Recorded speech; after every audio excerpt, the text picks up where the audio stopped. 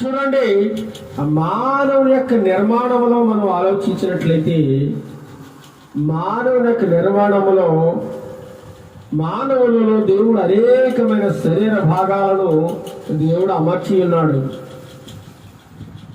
రకరకాల అవయవాలను దేవుడు చక్కగా అమర్చి ఉన్నాడు. మన శరీరంలో ఇన్ని అవయవాలు ఉన్నప్పుడు ఏ అవయవం కూడా ఇంకో అవయవం మీద అసూయ పడడం లేదు. కాలుంది, నేను కాలుని పరిగెత్తగలను బాగా, నువ్వే పరిగెత్తగలవని చెయ్యి మీద అసూయ పడదండి. కన్నుంది, నేను ప్రపంచాన్ని చక్కగా చూడగలుగుతున్నాను, ప్రపంచాన్ని.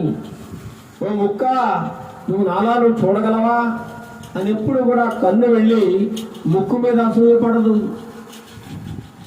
ముక్కు వెళ్ళి నోరు మీద అసూయపడదు, చెయ్యి వెళ్ళి కాలు మీద అసూయపడదు.